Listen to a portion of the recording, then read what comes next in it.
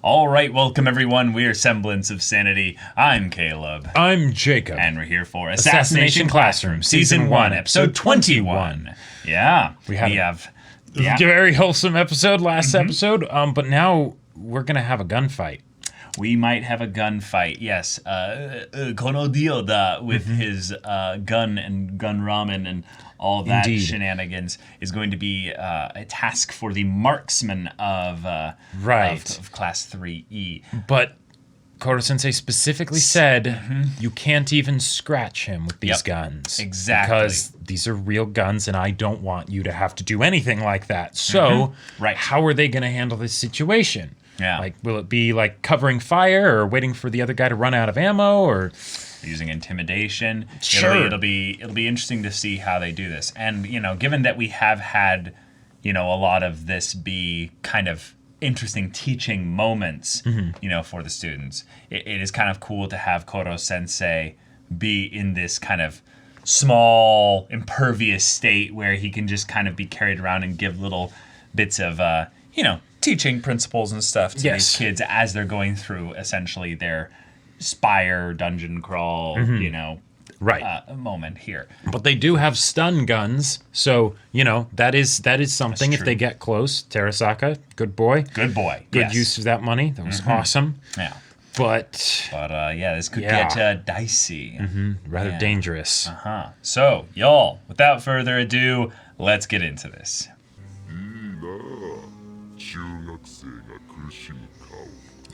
Okay.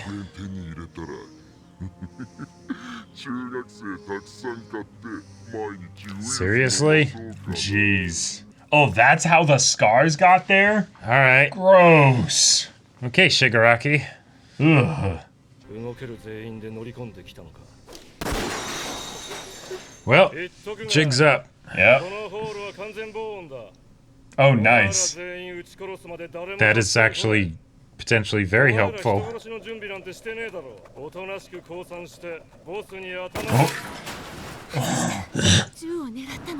Gotcha, okay.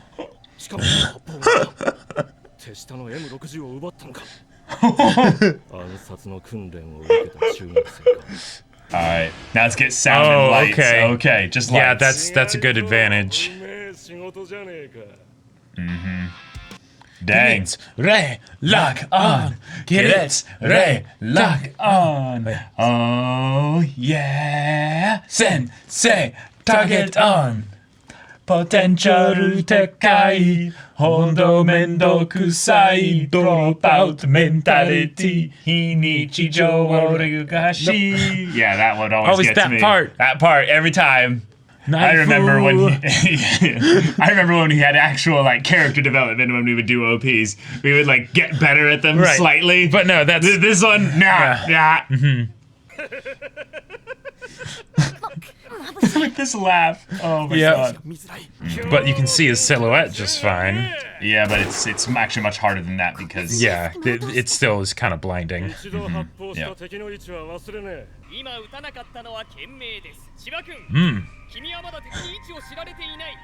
Nice.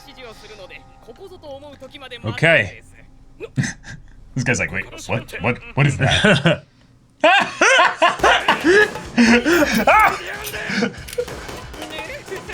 I love it. Genius! Karasumo put him there. Brilliant. He's used a lot of bullets now, too. Oh! Ooh. Nice. Lots of movements. Oh, this is awesome! Yes! Yeah, it's true. Yep. Oh, switching it up! Switching it up to the student numbers! And making it general. Yeah! Yes! Oh I love it. God! This is so hype! The motorcycle van. And alarm to find out he liked it! Terasaka! Yes! Yes!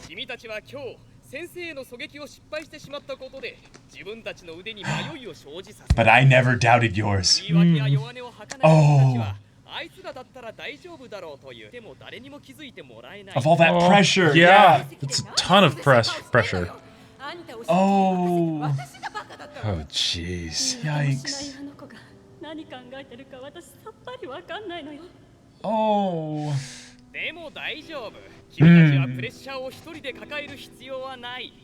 We're all supporting you now. Genius. Nice. Yeah. Awesome. Cool. Oh my god, I love this so much.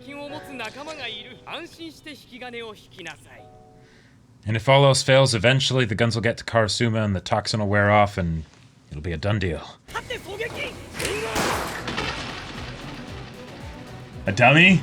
Wait. They had those? No way.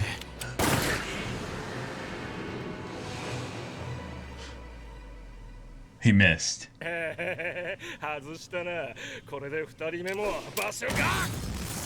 Wait. Oh! Oh!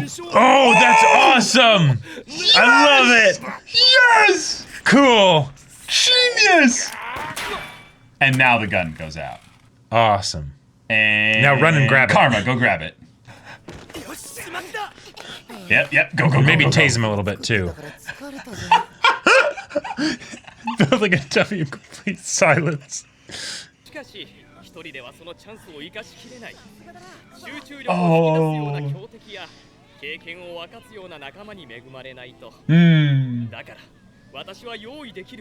And you did such a good job with that, Yeah. Sensei. And look, they're all so proud of her.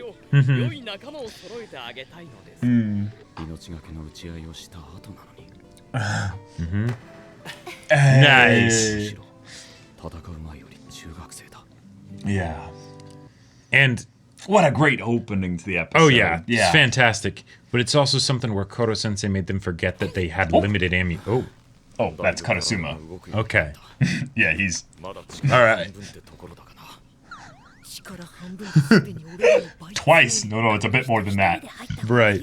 Yeah.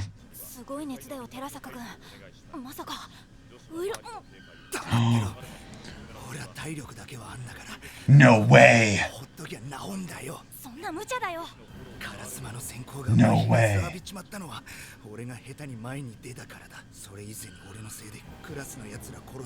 Oh, Terasaka! Yeah. What a guy! So he got infected with the original like virus Yeah. thing. Yeah. Oh. I So see. it's rigged to a bomb, yeah. To say nothing of the fact that the explosive would probably kill everyone in the room. Yep.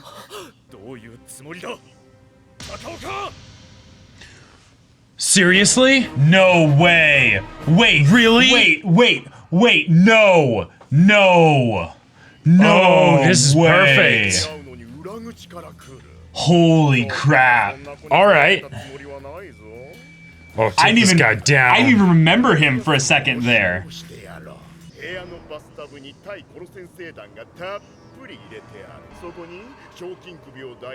Oh my god.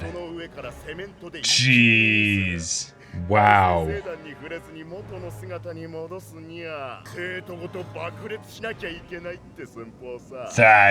That's messed up. He understands that though. Yep. My mood, oh my god. Oh, he's getting angry. Oh, he is pissed. Wow. So he was cast out essentially, like 3E. Yeah.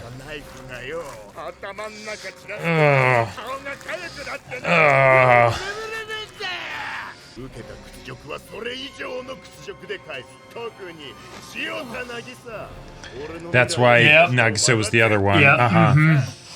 Right.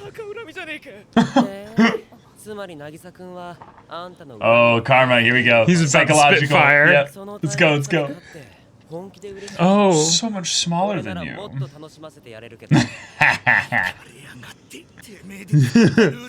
Terasaka! Yeah!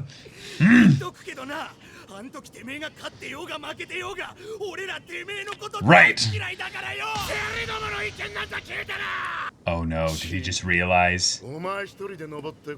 Oh, for a second I thought he realized that Terasaka was infected. Yeah. I beat him once before. Yeah. Let's go, Nagisa, let's go! Okay. Oh my god, this is gonna be awesome. Get ready to shoot the bastard down if you can, Karasuma, if you can keep a shot lined up. Yeah, no, this is all coming down to Nagisa. Mm-hmm. Yep. Rematch. Mm-hmm. Yeah. And I get the feeling this time it's not gonna stop at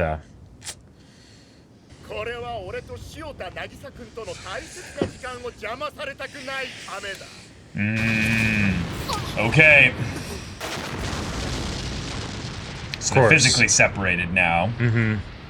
It wouldn't be impossible for him to make a shot here, but it would be tricky, especially if he starts moving. Yeah.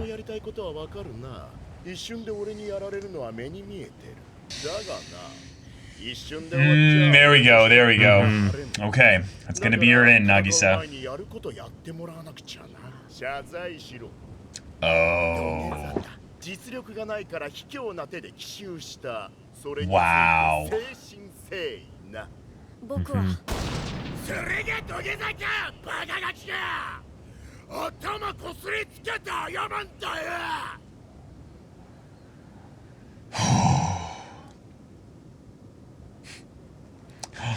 Nagisa's just like, okay, what am I gonna do? Hands are near the knife. Yep. There's a bomb right next to it. So is Nagisa figuring out what wire to cut, and then it's gonna throw the knife to cut the wire?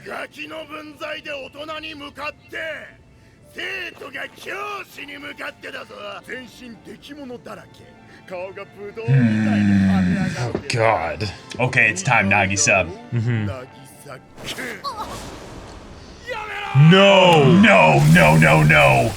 No! Oh, no, crap! Oh, he's all in.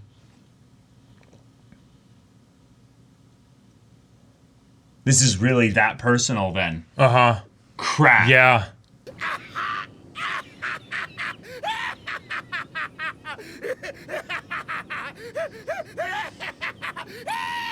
He's distracted. Get him. Nagisa's gonna kill him. Like. Yep.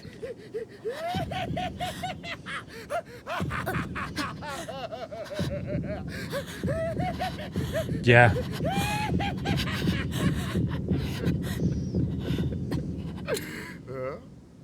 And everything stopped. Remember equilibrium?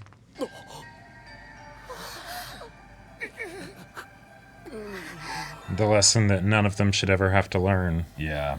How to actually kill.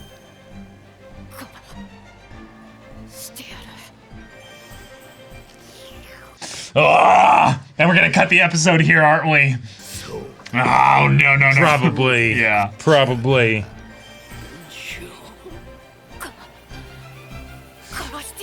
Yep. Here we go. Nah! Oh my god! That is a perfect twist. Well. That is the perfect twist. Shit. I completely forgot about him. I did too. He's such a bitch should back be forgotten then. about. Like, Yeah. I did not even care. And then, oh no. Yeah. He was, he was doing this all for personal revenge. Yeah. Ego-driven. Wow. Well, Takaoka. Oh my god. I did not see that coming, even though, neither. like, Me if neither. there could have been anyone that it would have been like a reveal for, yeah, he's the only one that really makes sense. Yep. Forget the Reaper or we don't care about the Reaper. Like, we know of the Reaper. That'd be cool if it was the Reaper, but no, this is so perfect. Yep. Because he's the one character that had a really nasty emotional connection with the class, knows plenty of information about Koro-sensei and the class, and then also would have the capability of doing this because he is competent enough that he would have been able to set this up. Yeah. And and as far as like a a season 1 finale antagonist. Oh, it's perfect. It's so perfect. He's a perversion of what it means to be a teacher. Yep, exactly. He's a teacher that failed not only his students, but failed himself. Yep. And then ended up spiraling down in madness and becoming this monstrous, Well, and also murderer.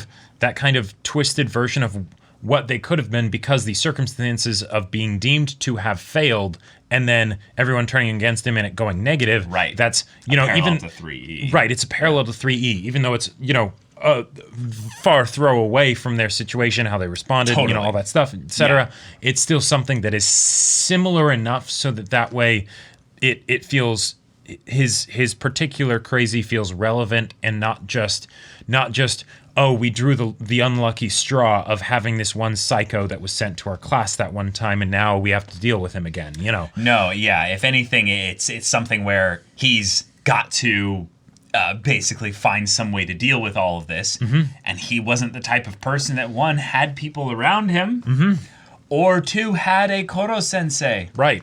In some ways, he's both a dark representation of Koro sensei and the class. He is kind of the amalgamation of the two parties in that regard. Yeah. But with no support. Right.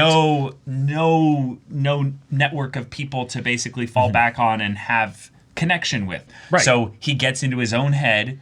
He starts to basically disconnect and disassociate to the point where he was already crazy, but right. But I think in some ways, like, Karasuma had, moments probably like this guy where he, had to deal with the fact that, I've killed probably tons of people. Sure. And I have to deal with my own, potential trauma that I could go through from doing that.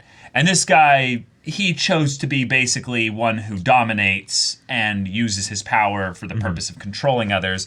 Yep. And usually that was something that allowed him to succeed. Right. But then this is the one time where he failed, and now he broke. Yes, exactly. And one of the things that I love about having him be here instead of the Reaper is that with it's a choice of focus, basically, right? Is this about the assassination or is this about the classroom, right? And this is about the classroom, rather than the assassination, because and they even brought up the whole thing of, didn't you think it was weird how those assassins were really just posted as guard dogs? That's not how assassins work, right? And I was like, yes, thank you. It's bringing up the idea that the whole point of assassins is that you don't see them, you don't know they're there, and then they do their thing and they're done, right?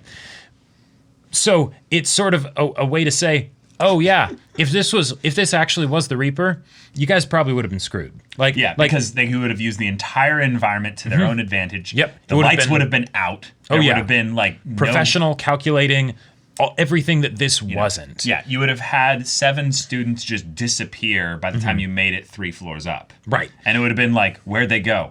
Who knows? Yep. And that was something that I was kind of wondering, is that if it was the Reaper, because I was just assuming that it was at this point. I wasn't thinking it could be someone else. We had no real evidence to support it even at this point. Right. Yeah, exactly. But I was like, okay, if it's the Reaper, how do they defeat the Reaper without making the Reaper seem like a chump, considering that he's supposed to be like the best assassin ever, and they are still, even though they are good, they're still learning and they're still kids, right? Yeah. And I was thinking maybe it would be something where they would impress the Reaper enough that he'd be like, all right, you passed my test, I like you, take the antidote, go for it, right? And he would be basically a pseudo teacher, kind of. Well, right. He would be the supreme assassin being version of Koro Sensei, giving basically that little bit of you passed you passed basically. But given the buffoonery of the people that he had set up to stop them, it was kind of making me question that. Like, how one of these things is not like the others. Yeah, exactly. How do those balance out? They didn't seem like the kind of people you would hire. We were dead set on the whole Reaper theory until we'd end up realizing, oh no, it's Takaoka, and it makes perfect sense. Perfect sense. Yep. So. Just props to the show for having some meta humor in that, having a character that we, were genuinely surprised by, that made sense to be here, has a personal, emotional reason to be here, has the flaws in which this whole plan was utilized and set up to basically showcase his own completely shattered mental state. So Really, really cool build up to this. I gotta say though, the set piece of the theater and That was the way great. that they were maneuvered and shuffled around and had it being played like that game of whack-a-mole, but instead of it being whack-a-mole, it's also the shuffling the cups, Right, exactly. kind of thing. Yeah, But with 15 or 18 cups or however many, that was just so cool. And then the way that Koro Sensei used his personal relationships with them to give them specific ways to identify who he was talking to. Yep, in the ways guy that wouldn't the guy recognize. would have no way of understanding, even though he would be able to hear and detect their movements. It's just additional complications. Yeah. And then the part where he's like, and then the one who went to the maid cafe and was horrified to realize how much he liked it, and he's like, how the hell do you know that?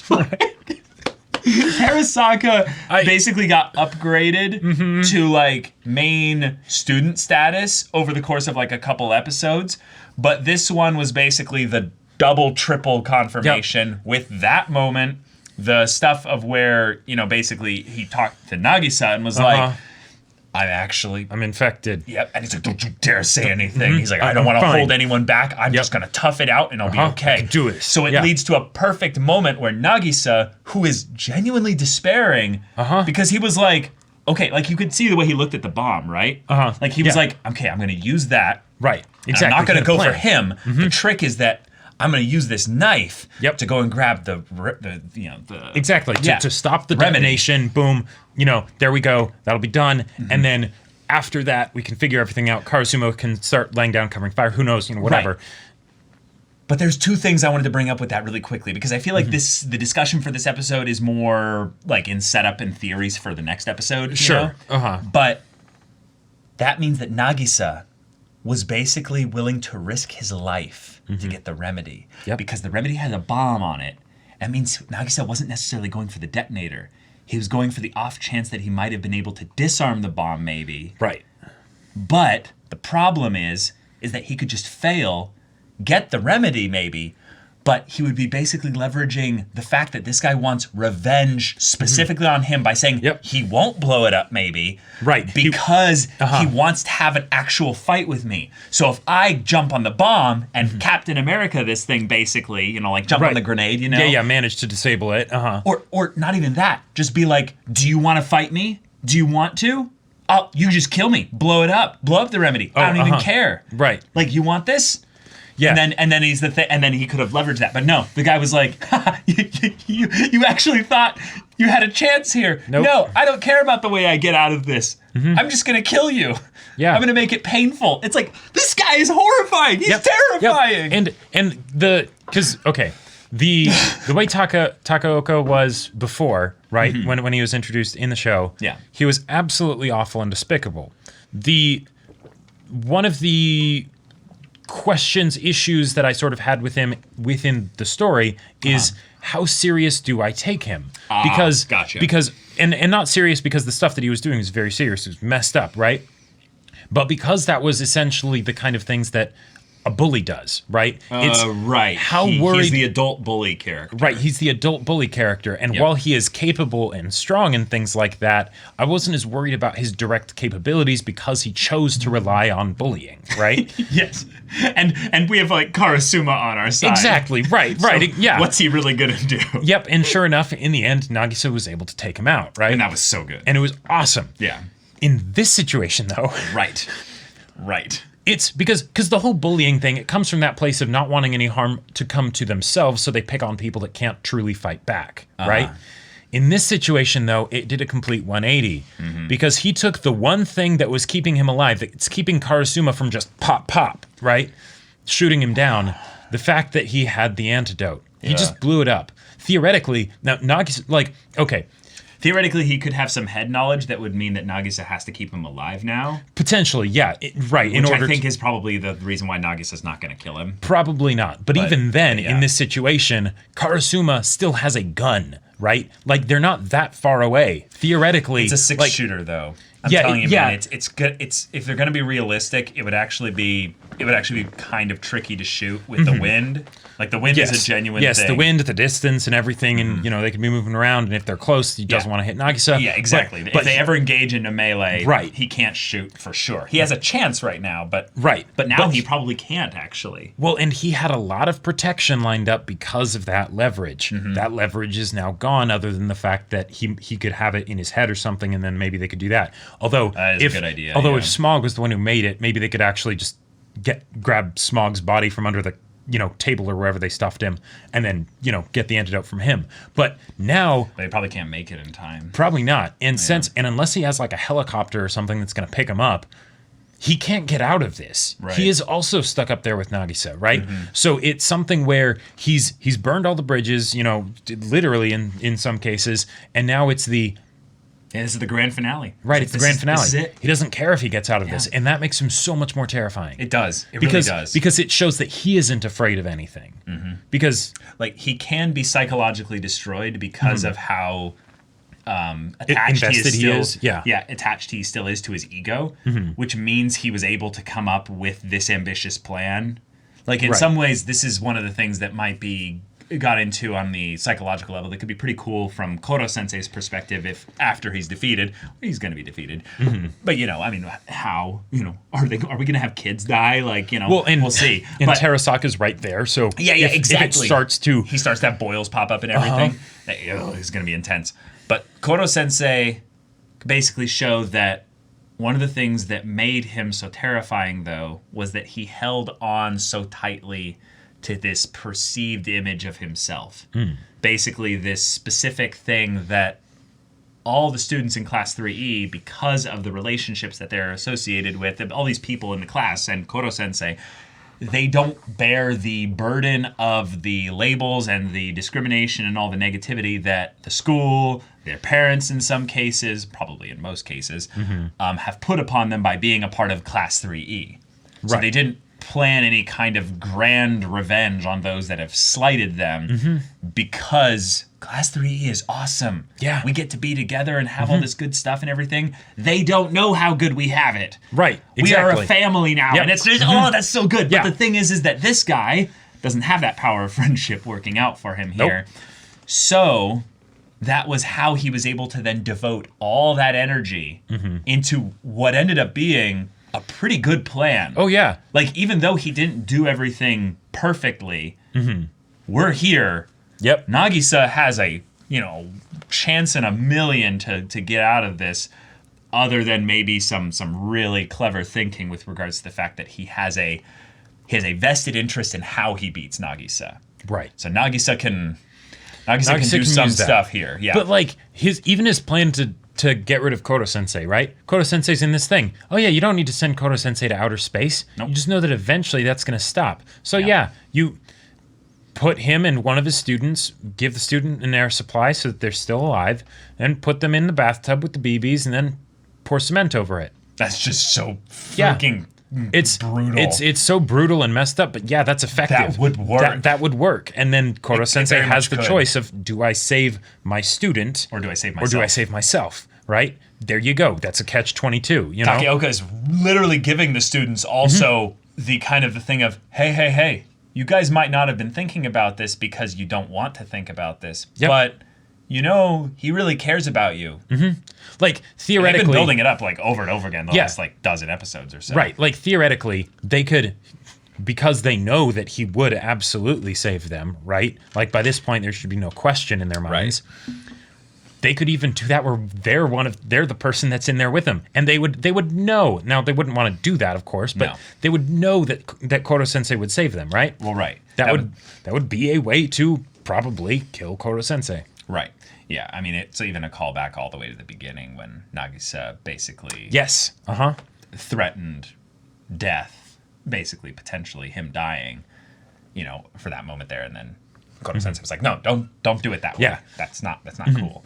So, all right, we're in this situation. I don't know how the kids get out of it okay with the without the remedy or the antidote. Yeah, the only thing I'm thinking is Smog or something, or maybe one of the assassins that he hired or something, they had some secret stash or something. I don't know. Well, yeah. Okay. Okay. I think the big question here is whether or not Takaoka is going to die at the end of this, or whether or not Nagisa is going to kill him. Okay. Because I think we don't believe Takaoka is going to make it into season 2. No. And whether that's because he's in a padded cell or because Nagisa or Karasuma, killed him. Yeah. Yeah. I think we're both in agreement though that Takaoka is not going to die, right? I don't think so. What's your odds you give him for living? I'd give him about 70% chance of living. Okay. I'd say that's pretty high. And I would say of that it's 10% chance Nagisa kills him, 20% chance that Karasuma, and this might just be my own headcanon, basically steps in and is like, "No, Nagisa, you're a kid, that's fine." But that's probably just what I want to see happen. Yeah, I could definitely see that being the case. I think though that he's and this might be something that Koro Sensei steps in with regards here, because this is something that is something that we haven't necessarily thought about. But Koro Sensei is in this situation, and there's a time limit before he can basically come back, right? But we focused a lot in this episode on how Koro Sensei was getting angry. And that is very true. There's a very real possibility, given that he is also a something that we don't fully understand.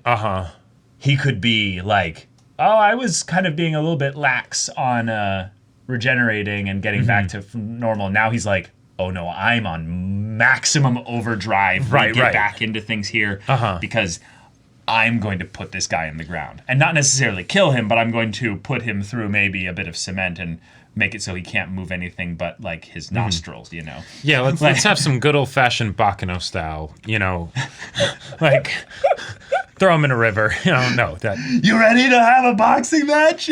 Patrick Dempsey, But do we even know any of these boxes? Yeah. But so in this situation though. Okay. Did I say Patrick Dempsey? You did. Dempsey. You did say Patrick. I was like, I think that's Jack Dempsey, but okay. All right, continue. I could also potentially, I don't know how long the virus takes to trigger, the effects for it. It's going to be quick. I would say. It's going to be soon. I'm guessing it's soon, and specifically, it's less time than it will take for Koro Sensei to get out of his ball. Right. Because one of the other things I could potentially see is some way that Koro Sensei manages to extract it all into himself or something, as some way to show how much he truly cares for them. He takes it into himself. But then there's all the other students as well. They're elsewhere. I mean, Mach 20, Mach 20, that's true. Gets there in an instant. But I don't think that's set up to be the case here, because this is a problem that the students need to figure out how to solve. Yeah, and it's important in that regard. In some ways, this does feel like it kind of did feel like all throughout the thing, and that's why I think we came up with the dumb bitch sensei theory, was that this was something that could have been orchestrated as a test on top of the assassination attempt by Koro Sensei, basically to kind of give them an opportunity to really shine, to really put their skills to the test. But I don't think he would do that. No, not for something like this. But the idea that if he, at the very least, kind of knew that there was a possibility that they could force him into his ball, that he would very much have been maybe lying about how much time it took to come back. Maybe if he maybe did something really drastic, like force his regeneration like a lot faster. Yeah, okay, that would be interesting if they did something like that. I would want to see there be like some permanent consequences to Koro Sensei of like, no, I actually, I can only have 5 tentacles now instead of however many it was. I cannot go to Mach 20 anymore. I can only go to Mach 10. Right, something like that where it's because I love you kids. Right. I did this, but it came at great cost. Yeah. But that could be cool. One of the ways that they could do this though, maybe, is that he actually didn't blow up the antidote. Or at least not all of it. Yeah. Because when it comes right down to it, he is still a coward, he's still a bully, and he doesn't want He just wants to give him the feeling of despair. Exactly. But if it ever gets to the point where the tables are truly turned and they're going to start, like, you know, taking off fingernails to get him to talk. The coward comes out. And the coward comes out and he's like, oh okay, it's I still have it. It's in the mini fridge. Right, exactly. It's buried under the BBs in the bathtub, you know. Right. It's still there. Don't hurt me, please, God, oh God. Yeah, you know? yeah. That would be awesome because, for one, I would want to see Karma basically then go, oh, and then pull out the hot sauce and the mustard and everything and just be like, welcome to hell. Yeah. I will be your god now. Because let's face it, the stun guns would be a bit much, you know. Right. And then he, like, basically has that moment of, like, hit him with the music. And then one of the girls pops out and she's like, oh, you know, Karma is a bitch. And then he's like, yeah! And then he puts the glasses on, and then he goes to town on torturing. Oh my God. Like, there are, my mind is going into like fantasy mode of a more twisted kind of like. So let's call the discussion then. Yeah. I know, because we're basically at this point of, we loved the episode, we loved the twist, we loved the build up to what's coming. But what do they do now? What do we do? So, y'all, thank you so much for watching this episode's reaction and discussion. If you want to see the next episode's reaction and discussion right now, though, go check out the link in the description below for our Patreon. You can get on early access there. You can watch full-length timer reactions there, and all this comes with Discord access, so you can chat with us in the community there about this show, about anime in general, and you can also talk with Jacob about the sci-fi novel that he wrote. Yes, if you want to check out my sci-fi novel that revolves around young people doing things they shouldn't have to. It's called Battle Lines. It's on Amazon. You know about it already. Link in the description. Go check it out. Yeah, so if any of that interests you, we'll see you there. But until then, we're Semblance of Sanity. I'm Caleb. I'm Jacob. And we'll see you all next time.